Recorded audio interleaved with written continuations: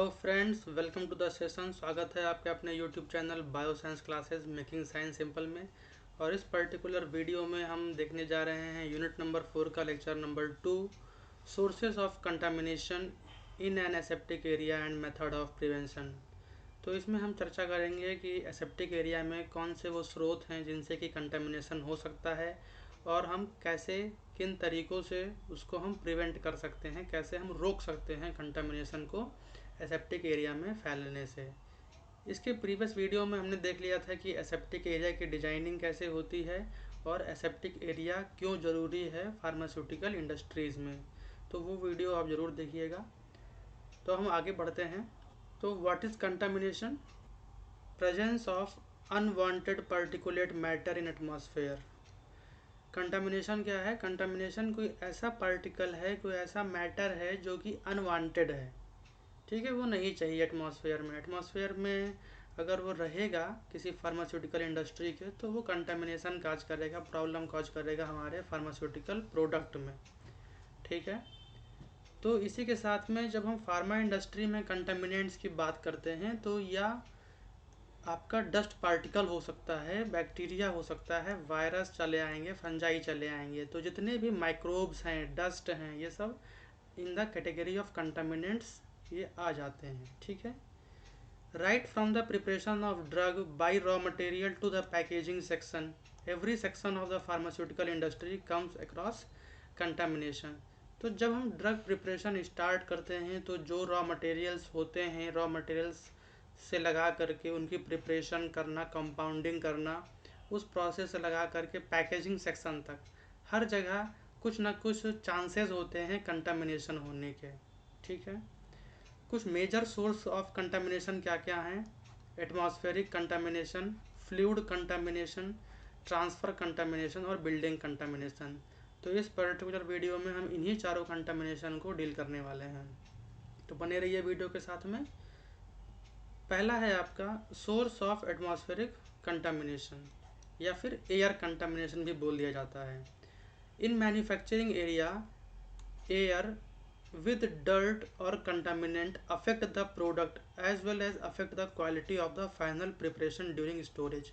तो अगर manufacturing area में कहीं भी तरीके से, किसी भी तरीके से अगर कंटामिनेंट्स ऐड हो गए, वहाँ अगर कंटामिनेंट्स आ गए, वहाँ पे एयर पोल्यूटेड हो गई, तो जो प्रोडक्ट आप बना रहे हैं उसके संपर्क में आएंगे और प्रोडक्ट की जो क्वालिटी होगी वो डिग्रेड हो जाएगी। और अगर आपने फाइनल प्रिपरेशन बना भी लिया है प्रोडक्ट का, तो आप जब उसको स्टोर करोगे तो ड्यूरिंग स्टोरेज उसमें कुछ ना कुछ उसकी फिजिकल प्रॉपर्टीज़ चेंज हो जाएंगी। मीन्स जो एक्चुअल प्रोडक्ट हमें बनाना है वो हमें नहीं मिलेगा, right. Air around the industrial area is rich in contaminants such as dust, silica, whereas gases like CO2, water vapor etc. तो जो एयर प्रेजेंट है इंडस्ट्रियल एरिया में, ठीक है, वहाँ पे डस्ट बहुत ज़्यादा अमाउंट में रहती है और सिलिका, ये सब डस्ट पार्टिकल्स वगैरह वहाँ पे हाई अमाउंट में पाए जाते हैं, ठीक है। इसके अलावा कुछ माइक्रोब्स भी होते हैं, जैसे कि सूडोमोनास स्पीसीज़ या Aspergillus species. Pseudomonas species bacteria का स्पीसीज है, एस्परजिलस फंगस हैं। तो ये सब कुछ पोटेंशियल कंटामिनेंट्स हैं, ठीक है, जो एयर में पाए जाते हैं। तो माइक्रोब और डस्ट ये सारे के सारे एयर में पाए जाते हैं। हिस्ट्री ऑफ माइक्रोबायोलॉजी में मैंने आपको बताया है कि एयर में डस्ट प्रेजेंट होती है और माइक्रोब्स प्रेजेंट होते हैं। ये चीज़ आपने लुईस पैस्चर के स्वान नेक एक्सपेरिमेंट में देखा था, ठीक है।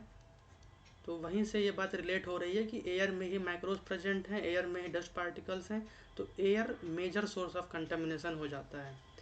आगे बढ़ते हैं। These contaminants may spoil the product during preparation phase of manufacturing और even in products ready for shipping. तो ये कंटामिनेंट्स प्रोडक्ट को स्पॉयल कर सकते हैं, या तो प्रिपरेशन फेज में ही स्पॉयल कर देंगे, या फिर जब मैन्युफैक्चरिंग हो रही है या जब हम उनको शिप कर रहे हैं, जब शिपिंग कर रहे हैं, उस टाइम पर भी कंटामिनेशन के चांसेस हो सकते हैं। तो आइए देखते हैं कि किस तरीके से हम एटमॉस्फेरिक कंटामिनेशन को प्रिवेंट कर सकते हैं। Now we will talk about the prevention of air contamination. तो सबसे पहला प्रिवेंशन है आपका कि एयर को हम फिल्टर कर देंगे, राइट। अगर एसेप्टिक एरिया में जो एयर जा रही है उस एयर को हम फिल्टर कर देंगे, उस एयर को हम प्यूरिफाई कर देंगे। अगर एयर प्यूरिफिकेशन कर देंगे तो एसेप्टिक एरिया में जो एयर जाएगी वो फिल्टर्ड एयर जाएगी, माइक्रोबियल फ्री एयर जाएगी, डस्ट फ्री एयर जाएगी। ठीक है, अब उस फिल्टर के लिए हम यूज़ करेंगे, ठीक है, कोई फिल्टर यूज़ करेंगे तो air should pass through a suitable pre filter then with HEPA filter और उल्पा फिल्टर्स। ठीक है, तो आप लोग हेपा फिल्टर जानते हैं, high efficiency particulate air filter होता है। और ये फ़िल्टर क्या करते हैं, ये फ़िल्टर डस्ट और बैक्टीरिया को, इन सबको फ़िल्टर आउट कर देते हैं। ठीक है, जो इनिशियल स्टेज में जो हेपा फिल्टर्स बने थे, उन हेपा फिल्टर्स की जो पोर साइज़ थी, जितने भी फिल्टर्स होते हैं उनमें पोर साइज़ होता है। ठीक है, तो जो पोर साइज़ थी वो थी 0.45 माइक्रोन मीटर, ये स्टैंडर्ड साइज़ होता है हेपा का। लेकिन अब धीरे धीरे इसको मॉडिफाई करके और ज़्यादा एडवांस लेवल पे इस फिल्टर को इम्प्रूव कर दिया गया है, जिसको हम लोग उल्पा फिल्टर बोल देते हैं। ठीक है, अल्ट्रा लो। तो यहाँ पे पोर साइज कितना है, यहाँ पे पोर साइज 0.1 माइक्रोन मीटर तक चला आता है। ठीक है, तो इसका मतलब क्या होगा, कोई भी ऐसा पार्टिकल जो 0.1 माइक्रोन मीटर से साइज में बड़ा है वो सारी चीज़ें फिल्टर आउट हो जाएंगी। ठीक है, तो अगर हम एसेप्टिक एरिया के बाहर में इस फिल्टर का यूज़ करेंगे तो वो पर्टिकुलर रूम या वो पर्टिकुलर एसेप्टिक एरिया आपका free from dust and free from microbes हो जाएगा। ठीक है, इसके अलावा आगे बढ़ते हैं।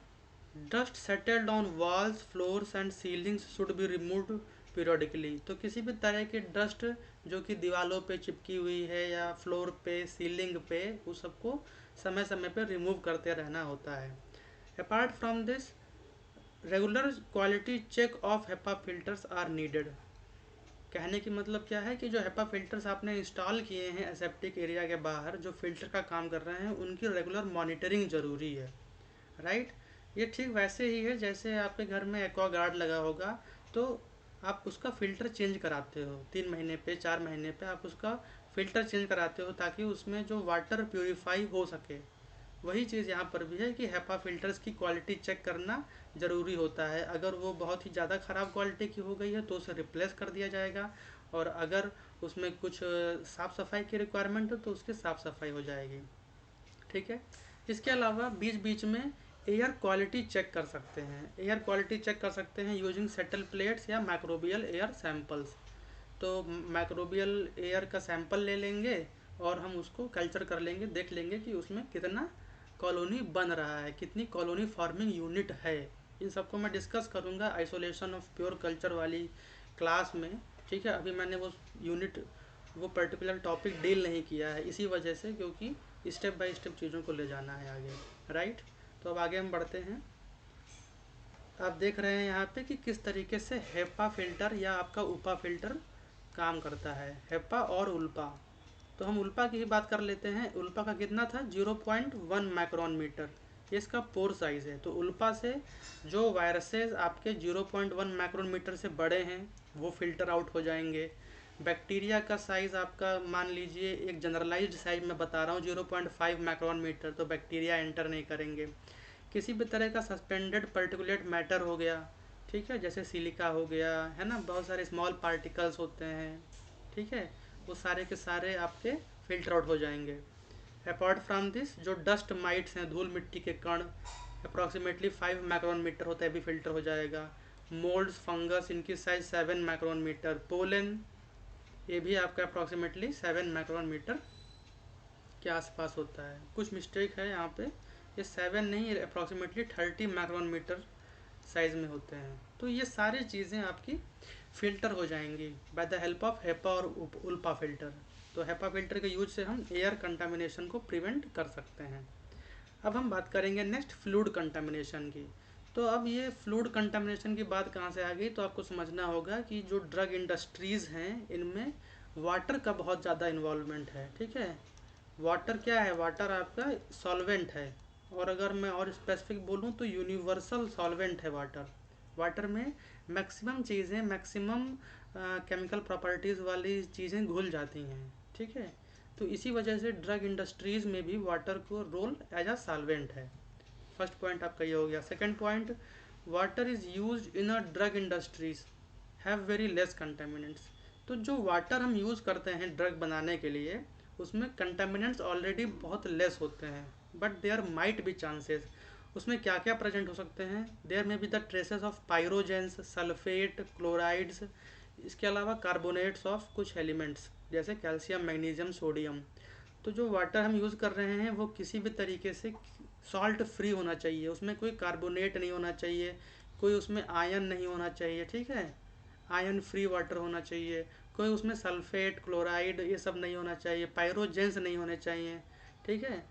ये पायरोजेंस एक ऐसा समझ लीजिए, कोई ऐसा पार्टिकल है, कोई ऐसा फॉरेन पार्टिकल होगा जो अगर हमारी सिस्टेमिक सर्कुलेशन में, हमारे ब्लड में पहुंच जाएगा तो ये फीवर कॉज कर सकता है, ठीक है। फीवर कॉज करने वाले जो एंटीजेंस हैं उनको हम पायरोजेंस कहते हैं, ठीक। तो वाटर में ये सब चांसेस हो सकते हैं, ठीक है। इसके अलावा water is use to clean the premises and machinery. इसके अलावा वाटर क्लीनिंग पर्पज़ के लिए भी होता है। तो अगर हम फार्मास्यूटिकल मैन्युफैक्चरिंग जहाँ कर रहे हैं तो उसके इक्विपमेंट्स को, पार्ट्स को क्लीन करने के लिए हम वाटर यूज़ कर रहे हैं, तो हो सकता है कि कभी कभी उस इक्विपमेंट में वो केमिकल कंपोजिशंस वहाँ पर रह जाएं, जो उसमें सॉल्ट्स प्रेजेंट हैं, जो आयंस प्रेजेंट हैं, वो अगर इक्विपमेंट्स में चिपके रह गए और फिर हमने प्रिपरेशन बनाई तो उस प्रिपरेशन के साथ में वो केमिकल कंपोजिशन आकर के रिएक्ट हो सकता है, ठीक है। फार्मा प्रोडक्ट के साथ में वो ट्रेसेस ऑफ आयंस और पायरोजन, सल्फेट्स, ये सब वहाँ पे रिएक्ट हो सकते हैं। तो ये वाटर से कंटामिनेशन होने का सोर्स है। तो इसको हम कैसे अवॉइड करेंगे, अब हम देखते हैं। प्रिवेंशन क्या क्या है? All pharmaceutical preparation should be carried out using purified water. तो वाटर कैसा होना चाहिए? वाटर प्योरीफाइड होना चाहिए, ठीक है। प्योरीफाइड वाटर या फिर डिस्टिल्ड वाटर कह लो, या बहुत अच्छे से कहें तो DDW, double distilled water. Double distilled water ऐसा वाटर होता है जो कि एकदम से आयन फ्री होता है, इसमें कोई भी आयन नहीं होते, राइट। कुछ प्रोसेस होते हैं वाटर को प्योरीफाई करने के लिए, जैसे deionisation, distillation, ion exchange, reverse osmosis या फिल्ट्रेशन वगैरह। तो ये सब आप स्पेसिफिक पढ़ोगे जब आप इंस्ट्रूमेंटेशन एनालिसिस पढ़ेंगे अपने 7th सेमेस्टर में, तब, ठीक है। अभी इतना समझना है कि वाटर को प्योरीफाई करने के ये स्टेप्स हो सकते हैं। इसके अलावा for parenteral preparations use of sterile water must be employed. तो अगर बाय द वे हम पेरेंट्रल प्रिपरेशंस को प्रिपेयर कर रहे हैं फार्मास्यूटिकल इंडस्ट्री में, तो पेरेंट्रल प्रिपरेशंस आपको मालूम है ऐसे प्रिपरेशंस जो कि सिस्टेमिक सर्कुलेशन में इंजेक्ट किया जाए, ब्लड में दिया जाए, जैसे इंजेक्शंस वगैरह हो गए, ठीक है, इन्फ्यूजन्स वगैरह हो गए। तो उनकी प्रिपरेशन के लिए हमें कैसा वाटर यूज़ करना है? स्टेराइल वाटर यूज़ करना है। तो आप यहाँ पे फिगर में आप देख पा रहे हैं, क्या है ये? Sterile water for injection, IP। This is a pyrogen free water. तो ये आप वाटर देख रहे हैं, इस वाटर को हम यूज़ करेंगे for preparing the injections. So I hope कि आपको समझ में आ रहा है कि कैसे फ्लूइड कंटामिनेशन को हम प्रिवेंट कर सकते हैं, राइट। अब हम आगे देखते हैं ट्रांसफ़र कंटामिनेशन। ट्रांसफ़र कंटामिनेशन में हम देखते हैं क्या आता है। Contaminants introduced from personnel and wheels of trolleys used for transport of goods in aseptic area। तो इंडस्ट्रीज में होता क्या है कि एक सेक्शन से दूसरे सेक्शंस में गुड्स को ले जाने के लिए ट्रॉली का इस्तेमाल किया जाता है। तो उन ट्रॉली में भी कंटामिनेशन हो सकता है, ठीक है, ट्रॉली के व्हील्स में भी। और उसके अलावा जो पर्सोनल उस ट्रॉली को हैंडल कर रहे हैं उनकी वजह से भी कंटामिनेशन हो सकता है। जो पर्सोनल वर्ड मतलब होता है क्रमिक, जो वर्कर्स हैं, ठीक है। Here what is the meaning of word personal? Workers. इसके अलावा any worker suffering from any disease condition like cold, coughing और स्नीजिंग इन द प्रीमाइसिस और any dermatological condition can lead to contamination. मतलब कोई worker है और अगर उसे कोई डिजीज़ कंडीशन है, उसको नॉर्मल जुकाम है, सर्दी है, छींक रहा है, खांस रहा है, और वो अगर बाय द वे प्रीमाइसिस में एंटर कर गया तो उसके खांसने छींकने से एयर कंटामिनेट हो सकती है, ठीक है। इसके अलावा अगर उसको कोई स्किन डिसऑर्डर है तो स्किन डिसऑर्डर होने की वजह से अगर उसने किसी प्रोडक्ट को टच कर लिया तो वहाँ पे कंटामिनेशन हो सकता है कि वो हमारे फार्मा प्रोडक्ट को कंटामिनेट कर दे, ठीक है। Dust particles can get trapped in cloth fibres of personnel may contaminate the premises due to body movements. और इसके अलावा ये भी होता है कि वर्कर्स बाहर से जाते हैं कंपनी में डेली, ठीक है, तो उनके कपड़ों में डस्ट पार्टिकल्स चिपके हो सकते हैं, तो वो क्लोथ के फाइबर्स में ट्रैप रहेंगे, और जब पर्सनल जाएगा अंदर इंडस्ट्री में वर्क करने के लिए तो उसके बॉडी मूवमेंट से भी डस्ट पार्टिकल्स अंदर पहुंच सकते हैं, ठीक है। तो ये कुछ सोर्सेज थे ट्रांसफ़र कंटामिनेशन। ट्रांसफ़र कंटामिनेशन में बेसिकली जो कंटामिनेशन बाय द वर्कर्स हो रहा है, ठीक है, वर्कर्स जो कंटामिनेशन हो दैट इज ट्रांसफ़र कंटामिनेशन। अब हम बात करेंगे प्रिवेंशन ऑफ ट्रांसफ़र कंटामिनेशन। तो प्रिवेंशन में आप देख रहे हैं सबसे पहला है कि प्रॉपर ट्रेनिंग होना चाहिए। जो वर्कर्स काम कर रहे हैं उनको प्रॉपर ट्रेनिंग मिलनी चाहिए एसेप्टिक एरिया में किस तरीके से काम करना है, कैसे हैंडल करना है, किस तरीके से एसेप्टिक प्रोसेसिंग होती है, ये सारी जानकारी उनको मिलनी चाहिए। उनको हैंड्स ऑन ट्रेनिंग होना चाहिए, ठीक है, कि किस तरीके से एसेप्टिक एरिया को आपको परफॉर्म करना है, ठीक है। इसके अलावा सेकेंड नंबर पे आप देख सकते हैं यहाँ पे डॉक्टर्स इनका मेडिकल चेकअप करना चाहिए रेगुलर बेसिस पर। हर चौथे पाँचवें दिन या वीकली इनका एक मेडिकल चेकअप होना चाहिए कि कहीं इनको कोई डिजीज़ तो नहीं है, कहीं नहीं कोई स्किन डिसऑर्डर तो नहीं है, या इसके अलावा कहीं इनको कोई फीवर या सर्दी जुकाम बुखार नहीं है। अगर होगा तो इनको लीव पर रख दिया जाएगा 2-4 दिन के लिए। जब ये वापस फिट हो जाएंगे तो वापस आकर के ज्वाइन कर सकते हैं। तो regular medical checkup is necessary. अगर किसी को कफिंग स्नीजिंग हो रही है तो वो कंटामिनेट करेगा इन्वायरमेंट को। I hope you are understanding my point. इसके अलावा थर्ड आप देख रहे हैं, ये थर्ड आपका एयर ब्लोअर है। क्या है ये बेटा? ब्लोअर है ये, ठीक है। इस तरीके के एयर ब्लोअर्स इंडस्ट्रीज़ के बाहर मेन गेट पे इंस्टॉल्ड होते हैं और बहुत ही हाई स्पीड एयर ब्लोअर होते हैं। इसके सामने जब वो वर्कर खड़े हो जाएंगे तो उनकी बॉडी के कपड़ों में, उनके कपड़ों में स्पेशली जो डस्ट वगैरह जो चिपकी होगी वो सब एयर से रिमूव हो जाएगी। जब एक तेज़ हवा लगेगी तो वो क्लीन कर देगा कपड़ों को, ठीक है। इसके अलावा एसेप्टिक एरिया में जो वर्कर्स काम करते हैं उनको पीपीई किट पहनना होता है, ठीक है, प्रोटेक्टिव पर्सनल किट, या कह सकते हैं इसको पर्सनल प्रोटेक्टिव किट, ठीक है, पीपीई किट, ठीक है। तो पीपीई किट पहनना होता है पर्सन को जो एसेप्टिक एरिया में काम करता है, जैसे फेस शील्ड हो गया, face mask, gloves, full protection suit, shoe protector. Skin किसी भी तरीके से कांटेक्ट में नहीं आना चाहिए फार्मा प्रोडक्ट के, specially in the aseptic area, जब तक उसकी फीलिंग हो रही है एट दैट मूवमेंट एटलीस्ट, ठीक है, पीपीई किट में वर्क करना होता है। तो इसी को हम देखते हैं वन बाय वन। जो मैंने अभी समझाया वही है। सबसे पहले the personnel should be well trained, उनको ट्रेनिंग मिलनी चाहिए टू अंडरस्टैंड एसेप्टिक प्रोसेसिंग। फिर उनको रिक्रूट करना चाहिए, ठीक है, टू प्रिपेयर स्टेराइल प्रोडक्ट्स। इसके अलावा इनको जीएमपी की ट्रेनिंग मिलनी चाहिए, गुड्स मैन्युफैक्चरिंग प्रैक्टिस, ठीक है, गुड मैन्युफैक्चरिंग प्रैक्टिस की ट्रेनिंग होती है जो कंपलसरी होती है हर वर्कर के लिए। इसके अलावा periodic medical evaluation should be conducted of this personnel. तो जो पर्सोनल एसेप्टिक एरिया में वर्क करते हैं उनका पीरियोडिक मेडिकल चेकअप भी होना चाहिए। इसके अलावा जो पर्सन एसेप्टिक एरिया में वर्क करते हैं they should wear PPE kit जो कि पूरी तरीके से स्किन एरिया को कवर कर दे। इसके अलावा जो प्रोटेक्टिव कवरिंग है it should be sterilised by moist heat sterilisation और गैसियस स्टरलाइजेशन, ठीक है। तो उसका स्टरलाइजेशन भी ज़रूरी है।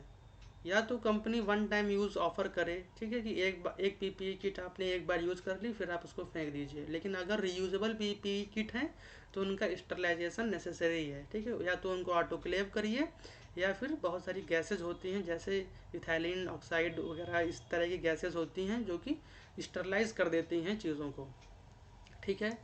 इसके अलावा at entrance air blowers are installed which remove loose dirt from the clothes of the operators. तो जो लूज डर्ट है कपड़ों में वो एयर ब्लोवर से रिमूव हो जाएगी। अभी आपने फिगर में समझ लिया है।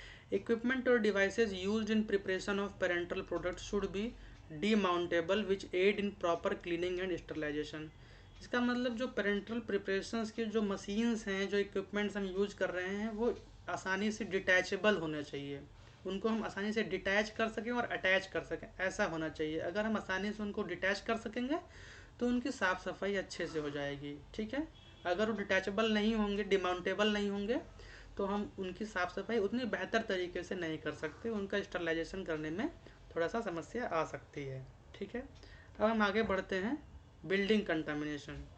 तो बिल्डिंग कंटामिनेशन में देखते हैं क्या क्या पॉइंट है हमारे पास में। Caused by poor infrastructure, इनएडिक्वेट size and space.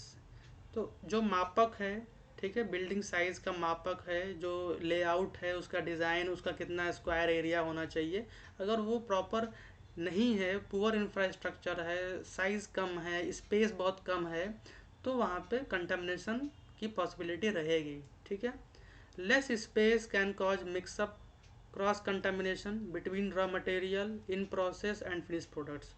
तो अगर स्पेस कम रहेगा तो उसमें मिक्सअप हो जाएगा चीज़ों में, उसमें मालूम नहीं चलेंगी कि कौन सा रॉ मटेरियल है, कौन सा मटेरियल प्रोसेस में है और कौन से प्रोडक्ट बन चुके हैं, ये प्रॉब्लम हो सकती है। इसके अलावा पुअर पेस्ट कंट्रोल, अगर वहाँ पे प्रॉपर पेस्ट कंट्रोल नहीं है बिल्डिंग में तो माना जाएगा बिल्डिंग कंटामिनेशन है। दीवारें रफ़ हैं, वॉल्स रफ़ हैं, सीलिंग रफ़ है, तो बिल्डिंग कंटामिनेशन में आएगा। एयर फिल्ट्रेशन सिस्टम नहीं है, मतलब हेपा या उल्पा यहाँ पे नहीं है, नो हेपा और उल्पा। ठीक है, अगर ये फिल्टर्स नहीं है तो बिल्डिंग कंटामिनेशन में भी ये आएगा।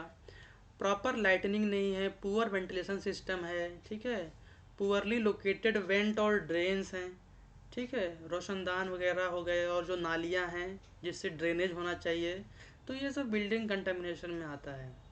Improper washing, cleaning, toilets, sanitary operations, तो ये सारे के सारे बिल्डिंग कंटामिनेशन में आ गए वट एवर। अब हम देखेंगे कैसे प्रिवेंट करना है बिल्डिंग कंटामिनेशन को। तो प्रिवेंशन में सबसे पहला ये है आपका smooth, crack free and easily cleanable floor, wall and ceiling should be used. तो हमें ये इंश्योर करना है कि बिल्डिंग का फ्लोर, उसकी दीवारें, उसका सीलिंग स्मूथ हो, किसी भी तरह का क्रैक ना हो। ठीक है, इसके अलावा walls should be non flammable material like stainless steel और ग्लास। तो जो दीवारें हैं बिल्डिंग की वो या तो स्टील की हों या ग्लास की हों। इससे होगा क्या कि बाय द वे कभी आग लग गई, कहीं फायर कैच कर लिया तो नुकसान कम होगा।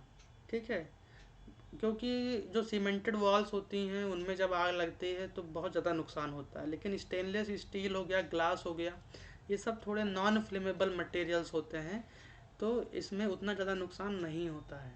राइट, इसके अलावा to reduce fungal growth 1% of 8 hydroxyquinoline और pentachlorophenol is added to the paint. तो फंगल ग्रोथ को रिड्यूस करने के लिए जब आप दीवार पे, जब आप पेंटिंग कराएंगे, जो बाहर की दीवारें होंगी, जब आप उसको पेंट करेंगे तो उसमें आप 1% ऑफ 8 हाइड्रोक्सीक्विनोलोन ऐड करके पेंट कराना है। ठीक है, ये सब नॉर्म्स हैं, प्रोटोकॉल्स हैं। इसके अलावा you can use epoxy resin paints to avoid cracking and peeling. लंबे समय तक लाइफ रहे वॉल्स की, ठीक है, तो उसके लिए हम इपॉक्सी रेजिन पेंट यूज़ करेंगे ताकि क्रैकिंग और पीलिंग ना हो। Apart from this PVC flooring is preferred. Flooring कैसा होना चाहिए? पीवीसी होना चाहिए, पॉलीविनाइल क्लोराइड, ये एक मटेरियल होता है, ठीक है, इससे इसकी फ्लोरिंग जो होती है वो इजी टू क्लीन है, साफ़ सफाई करने में आसान है, रिपेयर करने में आसान है, रिपेयरिंग सस्ती होती है, सिंपल होती है, इस वजह से पीवीसी फ्लोरिंग प्रिफर किया जाता है इंस्टेड ऑफ कंक्रीट फ्लोरिंग। ठीक है, आगे हम लोग देखेंगे इन aseptic area windows should be closed, that is fixed with wall panels to prevent dust and microbial contaminants। तो aseptic area में विंडोज़ बंद होनी चाहिए, ठीक है, विंडोज़ ओपन नहीं होना चाहिए। अगर विंडोज़ हैं aseptic एरिया में तो वो फिक्स्ड होनी चाहिए वॉल पैनल्स से, ठीक है, वो सील्ड होनी चाहिए। मतलब यहाँ पे मेरा कहने का ये है कि लाइट पर्पज़ के लिए विंडो होना चाहिए, प्रकाश आए बाहर का नो प्रॉब्लम, बट एयर नहीं आनी चाहिए। अगर आप विंडो ओपन करोगे तो एयर एंटर करेगी, तो विंडो सील होनी चाहिए। लाइटनिंग पर्पज़ के लिए विंडो है बट एयर के लिए नहीं है, क्योंकि एयर आएगी अंदर तो डस्ट और माइक्रोब्स भी साथ में लेके आएगी। इसके अलावा pipe work, ventilation system and light points should be such that it should not interfere in cleaning the premises. तो कहने के मतलब ये है कि जो पाइप वर्क्स हैं, वेंटिलेशन सिस्टम है, या जो लाइट पॉइंट दिए गए हैं बिल्डिंग में जगह जगह, वो ऐसे जगह पे होने चाहिए कि जब प्रीमाइसेस को क्लीन करना हो, पूरे इन्वायरमेंट को जब क्लीन करना हो, तो किसी भी तरीके से प्रॉब्लम नहीं आनी चाहिए। तो इसी के साथ में sources of contamination and the method of prevention in aseptic area आपका यहीं पे समाप्त होता है। आई होप आपको ये लेक्चर अच्छा लगा होगा। अगर अच्छा लगा है तो वीडियो को लाइक करिए, अपने दोस्तों में शेयर करिए। कोई डाउट हो तो नीचे कमेंट ज़रूर करिए, मैं आपके डाउट को सॉल्व ज़रूर करूँगा। Till then, thank you for watching, bye bye.